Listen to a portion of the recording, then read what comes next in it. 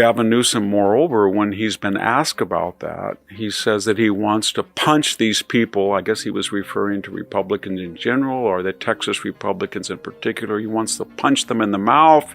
He said he wants to punch Donald Trump in the mouth. The rhetoric is heating up. Some of the most important truths are the hardest to face, but those are the ones that demand our focus. We must be willing to hear what isn't easy to say. Let's begin with someone who's been paying attention to the signs most people miss. There's a very controversial ballot measure here in California, Prop 50. It involves redistricting congressional districts in a special ballot mandate that would empower Gavin Newsom's administration to draw up new congressional districts. And the gist of it is that the Democrats feel that in the next midterms, they want to get at least 5 or 6 more congressional Democratic seats. They say it's in reaction to what Texas has done. Texas has redistricted, and it is going to pick up more Republican seats than it had before. And Gavin Newsom, who is running for president in 2028, has thrust himself into the controversy and said, I will do what Texas did. But there's a problem. Once again, we're hearing loud promises, while accountability disappears just as fast as taxpayer money. If you look at all the gerrymandered districts in all 50 states and you compare them with the national vote, contemporary national vote of Democrat, Republican, they're already gerrymandered in favor of Democrats. Here in California, to take the most relevant example that involves Prop 15, we have 52 congressional districts, 52.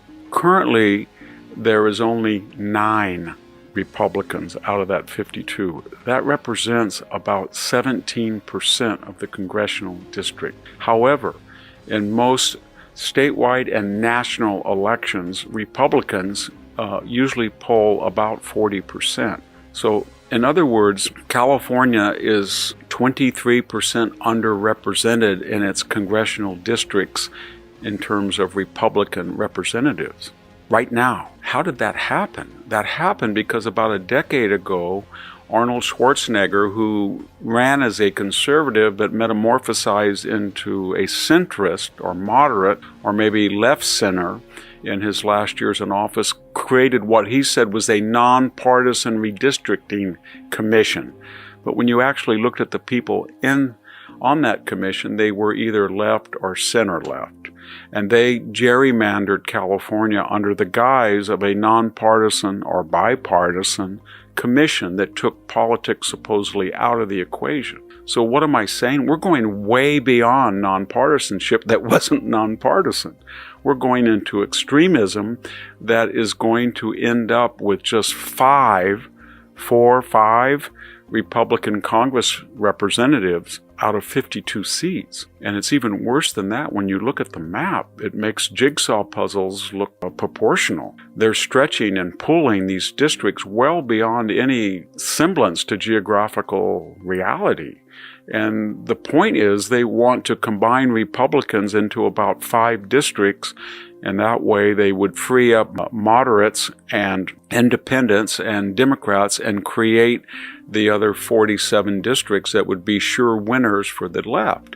And in these 5 districts, these 9 existing Republicans would be forced to run against each other. So they would destroy half of the incumbents that some of them serve on, very important committees in Washington. They have seniority. Gavin Newsom, moreover, when he's been asked about that, he says that he wants to punch these people. I guess he was referring to Republicans in general, or the Texas Republicans in particular. He wants to punch them in the mouth. He said he wants to punch Donald Trump in the mouth. The rhetoric is heating up. But will Proposition 50 pass in a state that is 60% in most elections voting toward the left or for Democrats? It probably will. And we in California who are on the conservative side will go from 17% representation, not 40% of which reflects our actual numbers, but 17% now to about 9% after Proposition 50 passes. So I would urge everyone to take a very good look in California at this proposition.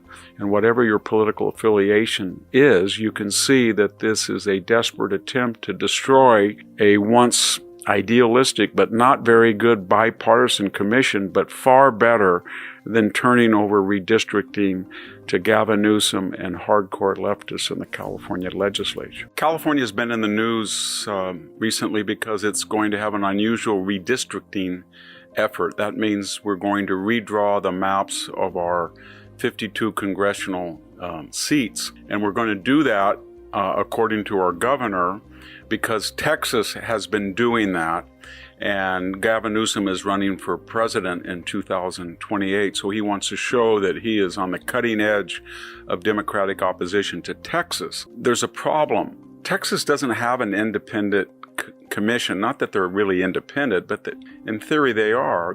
They just gerrymander. And Texas has a underrepresentation of Republicans in congressional seats. What I mean by that, if you look at the aggregate vote in Texas for the president or for senators or for the state legislature, and you get an aggregate Republican versus Democrat vote, and then you see how many seats they have, and does that percentage represent it? The majority? No, it doesn't in Texas. In fact, most red states, if the 50 states are ranked 1 to 50, do the number of congressional seats in this state represent the Republican or Democratic aggregate overall vote as adjudicated by either state legislature races or statewide races or the presidency or the senators? You can use different formulas, but they're pretty much the same. That red states do not that they don't gerrymander, but they don't gerrymander as effectively. So that's why Texas is taking this action to get parity. But what Gavin Newsom is doing is very strange. He is undermining a independent commission. It's been dominated by the left, but he doesn't even trust it.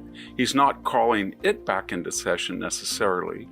He's calling a special session with a predetermined map created by Democrats to redistrict. And here's the problem. California, like most blue states such as Massachusetts or Illinois, New York, they are already heavily weighed toward Democrats. Here in California, depending on what formula we use, about 38 to 40% of the state typically vote for a Republican ticket, state or federal. And yet, if you look at their 9 congressional seats, it's about 17%. So they're 20 to 22% underrepresented. So what Gavin Newsom is saying, I'm going to spend $250 million and I'm going to rush through the legislature, dominated with supermajorities from my party, a bill to turn a proposition over to the people so they will vote to suspend this already gerrymandered plan and get an hyper one so that we are going to go from 17% of our congressional districts probably down to about 8, and we'll have 8% even though the state votes 38 to 40% Republican. So the problem is he's A, challenging an independent commission that he used to praise. B, he's taking an overrepresented Democratic congressional districts, and he's trying to even more overrepresent them. And he's trusting that the people will not mind spending $250 million to have this rushed election before the next year's November, and then they will vote for it. And this will show that he is a fighter and on the cusp. But the national mood is against him because, as I said, most of the red states are underrepresented through gerrymandering, and most of the blue states are overrepresented.